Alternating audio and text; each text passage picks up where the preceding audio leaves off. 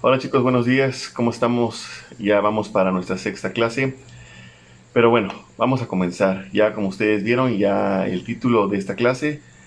En sesiones anteriores estudiamos dos tipos de movimientos. El movimiento rectilíneo uniforme de un objeto y el movimiento uniformemente acelerado. También identificamos las características de cada uno de ellos. Para recordar e iniciar con el tema, te invito a que observes el siguiente video.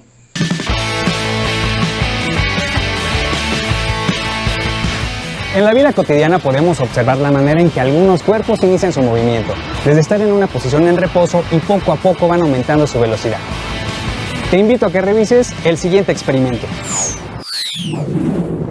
Para realizar este experimento utilizaremos los siguientes materiales: un balín metálico, un riel de 1 metro, un celular, cinta adhesiva, un flexómetro o 1 metro, 3 libros para inclinar el riel. Colocaremos el riel sobre 3 libros para que esté inclinado. Siguiendo la trayectoria del recorrido del riel, haremos marcas sobre el piso a partir del final del riel, cada 10 centímetros hasta completar 2 metros. Ahora, acomodemos el balín en la parte superior del riel para que ruede libremente por él. Mientras lo hace, midamos con el cronómetro el tiempo que tarda en recorrerlo. El tiempo es de 4.5 segundos. Ahora, midamos con el cronómetro el tiempo que tarda el balín en recorrer el camino con las marcas que trazamos después del riel. Para ello, tomaremos el tiempo a partir de que el balín termine de recorrer el riel e inicie el recorrido de los 2 metros. El tiempo que obtuvimos es de 5 segundos.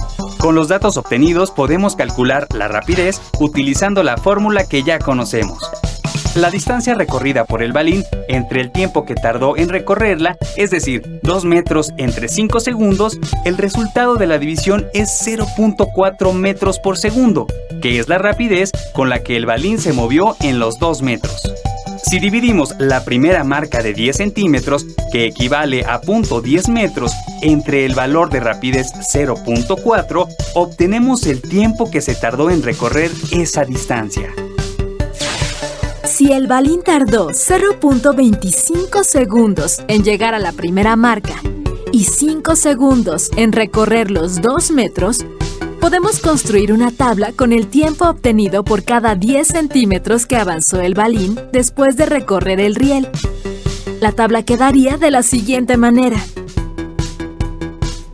La gráfica que se obtiene representa el movimiento rectilíneo uniforme de un balín que tiene una rapidez de 0.4 metros por segundo, lo que permite ver que el balín siguió una trayectoria rectilínea y su rapidez fue constante sobre el piso.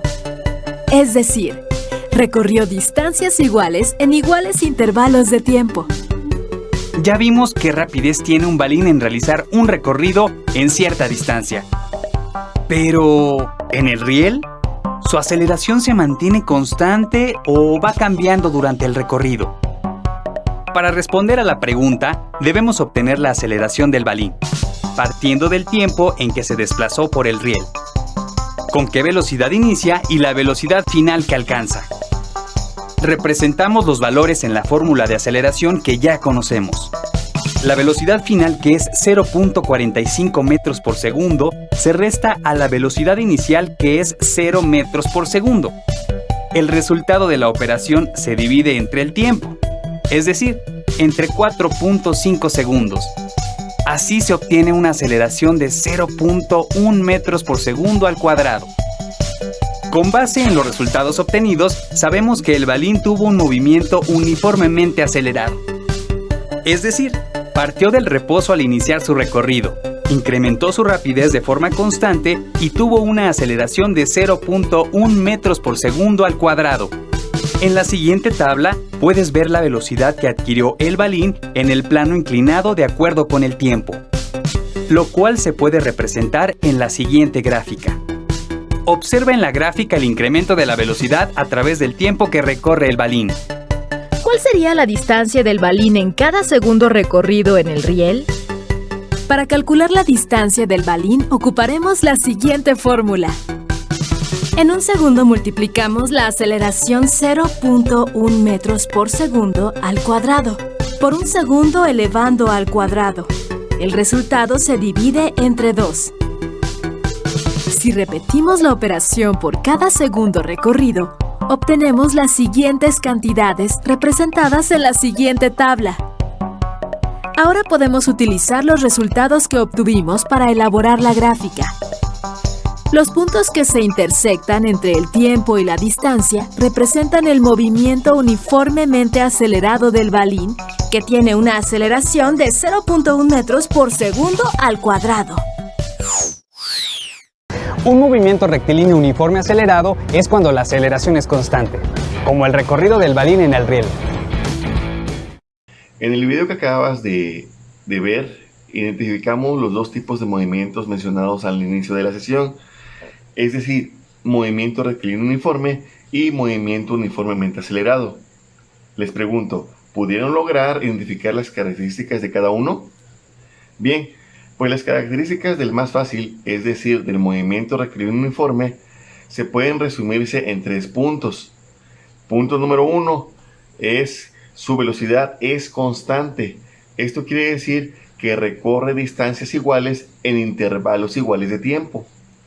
El punto número 2 dice que la tabla de datos de este movimiento involucra solamente distancia y tiempo.